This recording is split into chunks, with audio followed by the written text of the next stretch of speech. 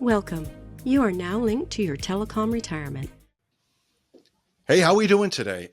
I've got kind of an interesting episode today. Is if you're a current Verizon AT&T employee, maybe recently retired, this is really for you because there's something going on that you may not be aware of, and I want to make sure that you're aware of it. Is the phone company in general is very different than it was 30 or 40 years ago. Back then, the majority of the employees were union, and the union kind of looked out for the employees. And more importantly, it looked out for the retirees. And today, a fraction of the company is unionized. Is everybody on the wireless side is not unionized, and there's really no one looking out for you, or it seems as such. But there's an organization by telephone workers for telephone workers and retirees that helps keep an eye on what the company is doing and tries to maximize your benefits in retirement. And that's called the Association of BellTel Retirees. Today we have their chairman, Tom Steed. Tom is I believe, Verizon retiree. We'll talk about that in a bit. He served over 30 years at various phone companies, AT&T, Bell Atlantic, NYNEX, as it progressed through there, cable splice technician, and also involved in the union. And we're going to talk about all of that because I'm kind of curious about all of that, and really find out what the Association of BellTel Retirees does and how it can benefit you and why you want to get involved with it today. So Tom, thanks for taking time today. Oh, thank you for welcoming me, Dennis. Happy to be here and speak to your audience. That's awesome. So you started in the early 70s at what was then Ma Bell AT&T. Is that correct? Well, I began my career in 1971 in Bronx construction, New York City, as a cable splicer for New York Telephone. Now, in August of 1971, CWA International President Joe Byrne had declared a nationwide strike. And that strike lasted for 2 weeks, and everybody in the country went back except the presidents of New York State. President Nixon had a wage freeze, and all the big shot construction workers, iron workers, carpenters, electricians, they all fell in line and didn't take a raise. We said, no, he doesn't negotiate our contract. We do. He's the president. We pay his salary. And don't forget the militancy I see, from my perspective.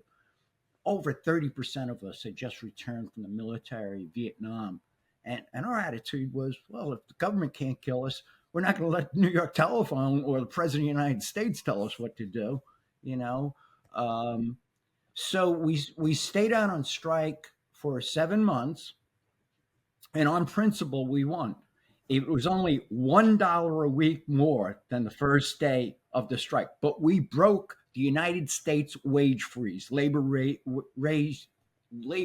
wage freeze introduced by President Nixon. Also, the other really big win we got was agency shop. Now, agency shop is whether you're in the union or not, you have to pay your fair share for us to negotiate your raises and administer your contract. Now, in 1974, the next national bargaining, Joe Byrne got that for the whole country. So now the whole country is paying union dues. So that's really, it wasn't the $1, it was the principle of the $1, but more importantly, agency shop. And we did go to arbitration for that, which is binding arbitration when you agree to it. You could paint yourself into a corner with binding arbitration because you don't have any way out. You agree that what the arbitrator says, you're going to live by. So anyway, it worked we returned from the strike in February of 1972. And at that time, the Bronx was burning. The South Bronx was burning. 5-story apartment buildings. Every night. We came in the morning. We didn't ask if a building burnt down last night. We asked how many. How many major cable failures do we have? So we were kept quite busy. We were out late every night, working overtime, restoring services because when a building burns down, hundreds of customers go out of service. The cable's cut. That's it. The whole block's out. Hundreds, maybe thousands. On a city block. So we were quite busy at that time, and I remember in February of 1975, I was on one of these major cable failures when suddenly my foreman showed up at 10 o'clock in the morning, and he said to my partner, Kevin Halligan, rest in peace, Kevin, break it down, shut it down, pack up the truck, we're moving. And I said, boss, I'll do what you tell me to do, but we've never left hundreds of customers out of service before. This is a major failure. And he said, we're going to a major failure. The 13th Street building is on fire. So meet me at 2nd Avenue and 13th Street in Manhattan. Would hurry up. So I get down there, and I turn the corner. We're across the street. Smoke's billowing out of the building. Firefighters are attacking with ladder trucks, in the upper stories. And I kind of sarcastically said to, well, Bush told me to hurry up to get here. What do you want me to hurry up and do now? And he said, let's wait for the firemen to put out the fire, which lasted to the following day. Probably a good idea. Yeah. And so after that, we began work in earnest. There was 170,000 customers out of service, Lower Manhattan, Wall Street. Wow. And beyond that, the central office on 13th Street was a major long distance switching center. But we have what we call parallel traffic lines or cable lines going across the country. And some calls were rerouted, say, from Yonkers, New York to Jersey City, through California in the back door to Jersey City. In the Nyquist here, it takes 1/8,000th of a second to route a call. And these were the analog days, not the digital days like today. So we work 12 on, 12 off, 7 days a week. The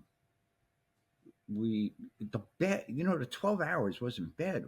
But we had to use our personal cars to report directly to the work site. So we had to leave, say, the Bronx at 11 to get there by noon. And then at midnight, when we were relieved by the next shift, we didn't get home till 1 o'clock in the morning. So basically, we were home 10 hours a day.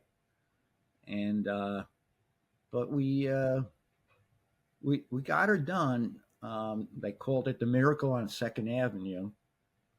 The company called it that, New York Telephone. And the success of it all was one Bell system. The logistics of confiscating every single piece of equipment, cable, supplies, you name it. Tractor trailers arrived from as far away as California, Arizona, and they entered 13th Street from 1st Avenue, and they queued up until it was their turn to pull up under the crane, which hoisted everything up, and in the windows that were removed from the building.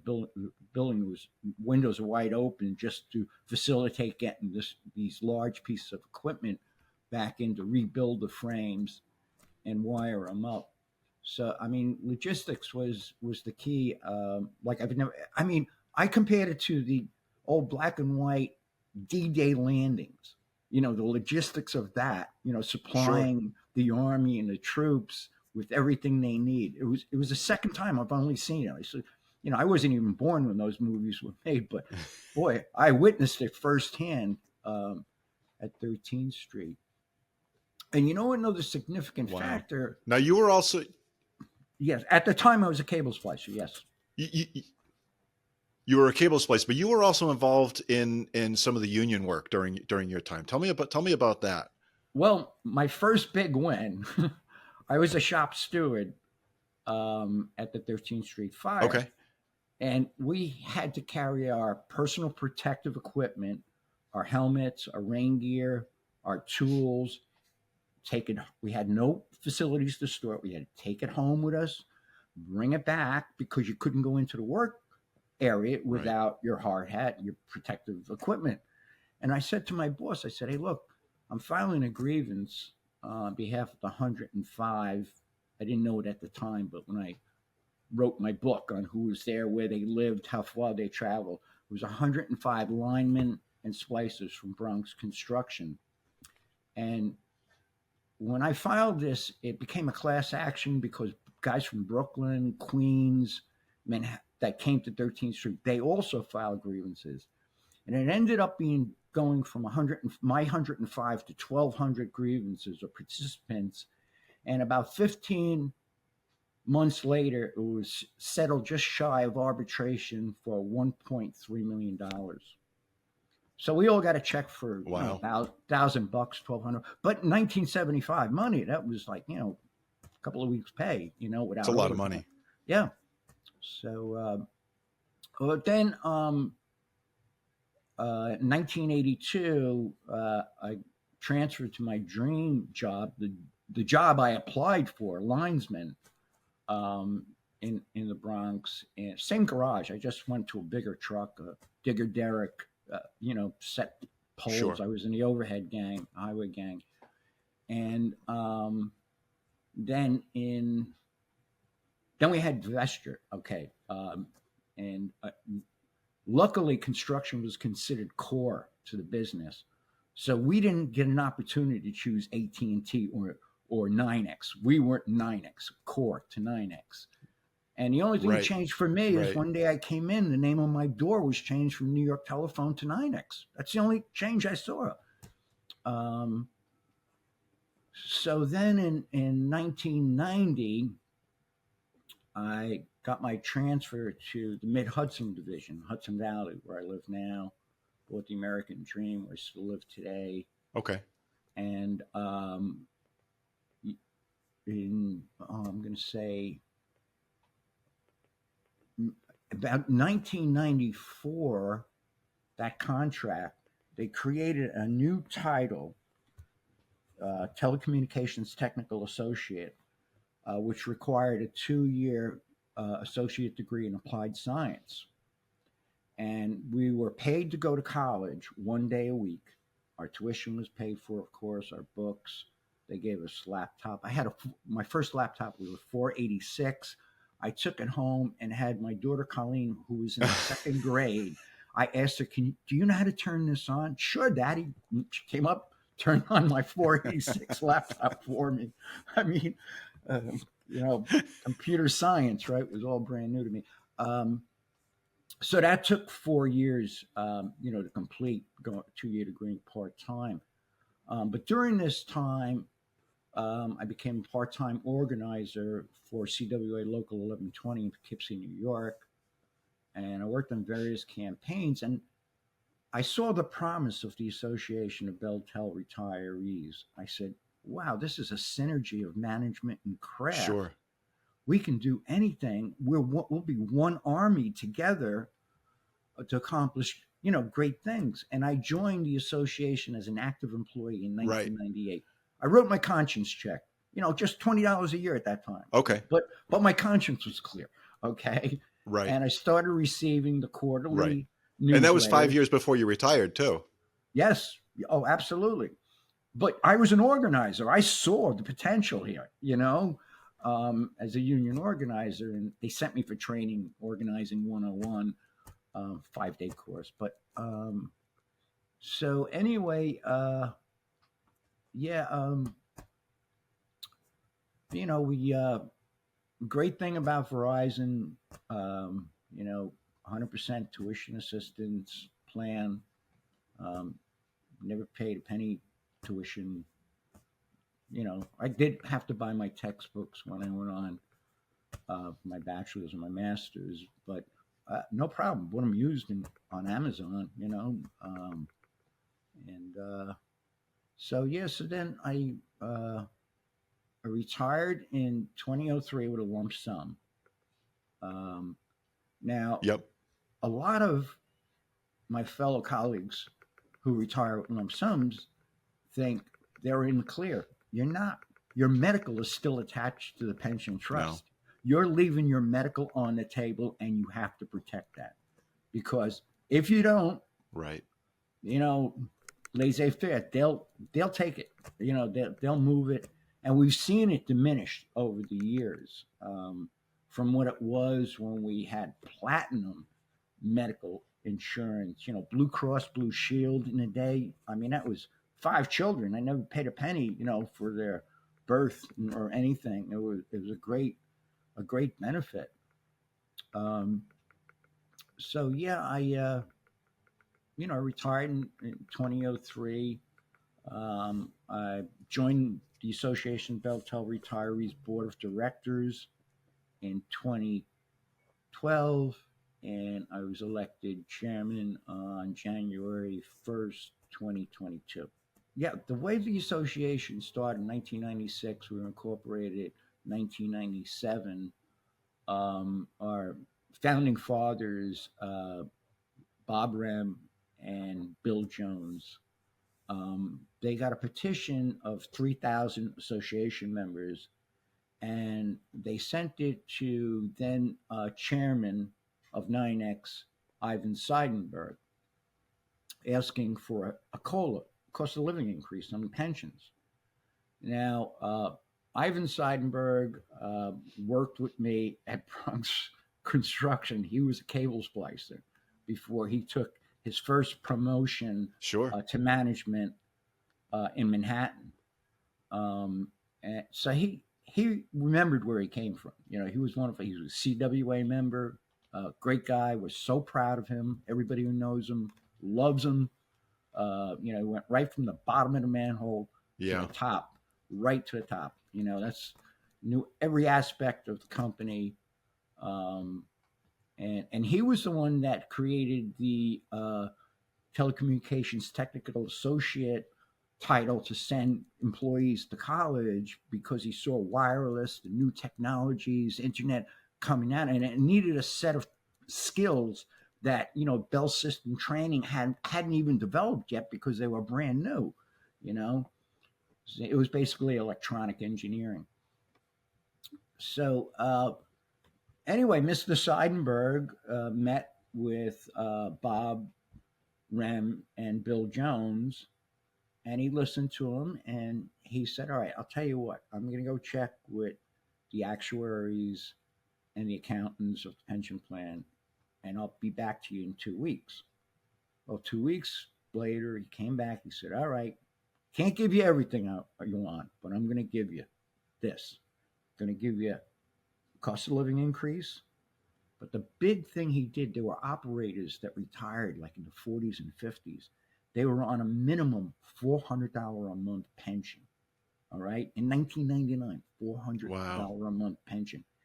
He said, I'll tell you what I'm going to do for them. Next year, I'm going to increase their pension to $500. The year after that to $600, and the year after that to $700. And I'm capping it there. I'm going no higher. So that was the big gracious gesture he gave to those, old-time operators that were living on $400 a month, increased their pension 75% to $700. So he created a dialogue, right, with then 9X, corporate. Eventually, we transitioned to Verizon, and the way we really became the cop on the beat was our proxy proposals, our shareholders' proxy proposals. Yeah, Now, tell me more about that, because I know you had one just recently. May 9th, yes, I did give a presentation on clawback, and our Chief Financial Officer, Frank Bruzak, his proxy was on the removal of lead sheath cables in America. It's an environmental issue. But anyway, I'll get to that later. In Sure. 2003, we had our first major win, 59%. It was huge. We were looking for 51%, or 59% is over the top. But what facilitated us, we were recommended by Institutional Shareholder Services, ISS, and they go over all the corporate proxies in America, and they advise corporate investment officers, finance officers, how to vote their shares, because some of these investment firms like Vanguard, Fidelity, they hold like 6-7% of all the Verizon shares. So once you get them on your side, that's a big percentage, right out of the box. And Yes. So then we won again in 2007. My God, that was by a margin, 50.18%. They had to recount the ballots 2 times. It was so close. And then the last one we won was in 2013. But besides that, more importantly, is we negotiated 8 proposals with the corporation to meet our metrics. And they said, if we meet your metrics, we pull the proxy off because we don't want to be embarrassed at the shareholders meeting losing. And we said, yeah, we're honorable people. If you come to terms with us, you don't have to come 100%, but meet us in the middle, and we'll consider pulling our proxy proposals, which we did 8 times. So we changed corporate corporate governance policy for the good of what we thought the corporation. Don't forget, we built, operated, managed the corporation. You know what I mean? So, and right. Guys, great men like Ivan Seidberg, like I said, who came from the bottom of the manhole up. I mean, now the chief executive officer, Hans Vestberg, came from Denmark. You know what I mean? It's almost foreign, to me, for a great American telephone and telegraph company. But the 2003, it's very impersonal. It becomes impersonal. Right, exactly. The 2003 proxy win was the first time the Bell system was defeated in 125 years of its existence. The very first time anybody beat AT&T, the Bell system. And we were the forerunners on that. And we continue to be there today. I mean, we just had the Verizon shareholders meeting on May 9th. We didn't win on May 9th, but Dennis, it's awful difficult to even get a proxy proposal on a ballot. I mean, the corporations don't want you opposing them, and the Securities Exchange Commission, the SEC, the last time I looked, they had 26 technical hurdles you had to jump over, or the corporation could challenge you. If you only jumped over 25, they could challenge you on the 26th and get you knocked completely off the ballot. But our proxy boys, our attorneys, are very good at, what they do. And, going forward, we will continue to monitor the company, what they're doing right, what they're doing wrong, what we feel should be done. Like I said, with a cop on the beat, more or less, we don't take care of each other. Nobody else is. And just like we took care of each other when we all worked together, same thing right now. And I always say I don't know everything, and the association doesn't know everything, but we have 134,000 members.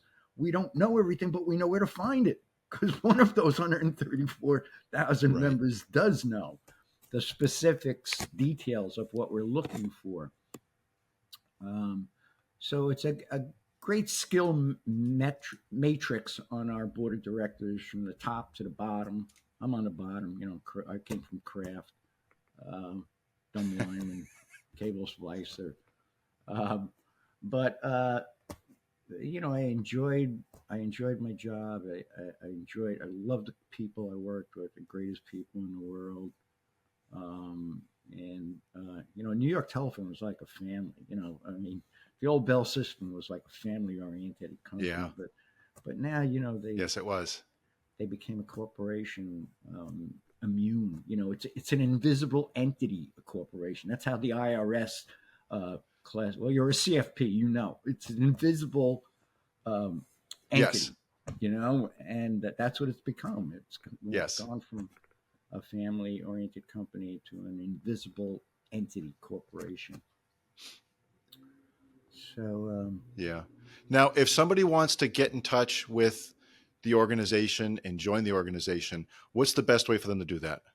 well, Google, first of all, Association of BellTel Retirees Incorporated. Google us. Our website will be the first one to come up. We Okay. have an online form you can join.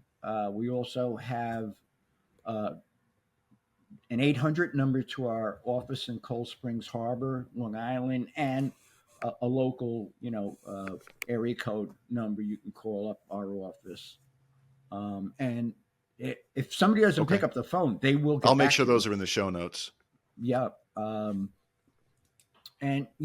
our office, what happens? Everything is quiet until something goes wrong. You take a retirees, you move their pension, you disturb their life in any way at all, and our office becomes an emergency room with phone calls. Hey, the company did this. Sure. What are you doing about it? And so the volume of calls can go from, you know, maybe one a day to hundreds in one the next day if the company moves pensions or anything like that. um, so you know I mean a big a big recent victory we just had on AT&T in California wanted to end landline service, and they applied to the Public Oh, Utility wow. Commission, California Public Utility Commission, for a waiver on landline service. Now, to me, this was AT&T becoming a monopoly again, telling the customer, you'll use our cell phones, you'll use our internet bundle packages, and that is not, landlines are lifeline. So I wrote to the Mm-hmm. California Public, the five commissioners, on February 20th. I also sent a letter via email. February 22nd, AT&T's networks, Florida, Texas, Chicago, California, went dark, completely out.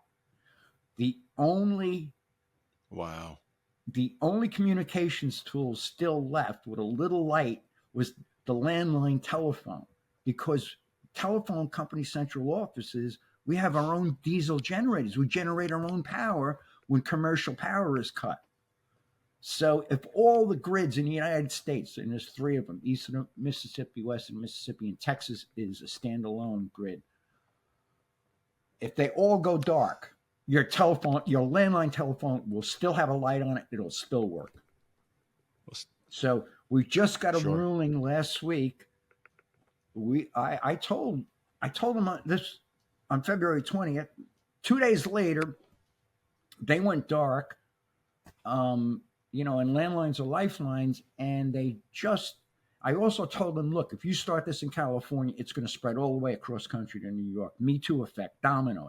Every state is going to AT&T, Verizon file in every state. And sure enough, last week they denied the waiver. So landlines are going to stay in California, because you want to stop this right at the beginning. Don't let it even get any legs, because it will grow. They'll run with it. So that was just recently. Absolutely. Absolutely. Began in February. So we're tuned in on a lot of issues in the telecom industry, and other things like the speaking to the Department of Labor, ERISA, Washington, and in the states. we're not just advocates for telecom employees and retirees. These things apply to all Americans. As a matter of fact, Sure. um, when they transferred the 41,000 manager pensions in Verizon in 2012, we went to the Supreme Court 2 times. Now, let me explain for the audience. This is how the Supreme Court works, okay? First of all, there are state Supreme Courts. There's 50. Every state has a Supreme Court, plus 2 U.S. territories, Guam and Puerto Rico. It's not the highest court in the state. The Court of Appeals is, okay? So we went to the state court, Supreme Court in Texas. That's where the defendant's corporate office lives, Prudential. We lost. We went to the Fifth Circuit appellate, which is combination of Mississippi, Louisiana, Texas, and Louisiana. And if anybody ever saw my cousin Vinny, the two Utes, Deep South is not a good venue, for anything that has a liberal Sure. sense to it. Very difficult venue. And we were denied in the Fifth Circuit Court of Appeals. But that's great, because now we're eligible to go to the one federal Supreme Court of the United States, SCOTUS. Now, Right. and this is what I want everybody to understand. The Supreme Court of the United States doesn't answer to Congress, doesn't answer to the president, doesn't answer to anybody. There's such a high level of jurisprudence that they're not questioned. All right? They don't have to get a reason for not hearing a petition. They're a unique individual bunch of 9 justices who rule on their own merit. Now, this is what I didn't know. The Supreme Court gets 8,000 petitions a year, a session. Most of them are from convicted felons on death row. Being the federal or state agency that's housing them, feeding them, and all that, they have to pay for their lawyers. They have to pay for their registration fees. All right. So they have nothing to lose, except, well, maybe their life. But so out of the 8,000 petitions they get a year, what's 10% of 8,000? 800. What's 1% of 8,000? Right. 80. They hear 80. They hear 80 petitions that have constitutional merit, and ERISA affects millions of Americans. And our petition had merit.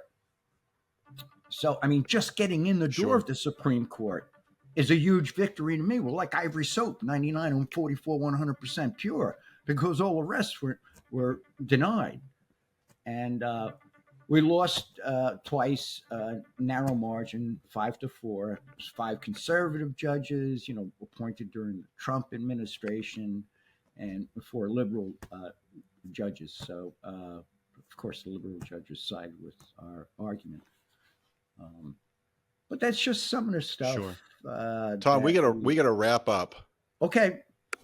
All right. I'm sorry for rambling on. Yeah, but I just want to make sure I don't want to go too much over from my producers. I want to thank you. This was incredibly educational for for the listeners out there. We'll have in the show notes. We'll have the phone numbers. We'll have the website, so you can jump in on that to get in touch with Tom and the organization. I think it's well worth it. You've heard from him of the work that the Association of BellTel Retirees does, not just for watching out for the benefits going on, but they're also looking forward of what can we do tomorrow to make sure that your benefits are preserved tomorrow. So Tom, thank you very much for your time. I really appreciate it. Thank you for having me, Dennis. Thank you.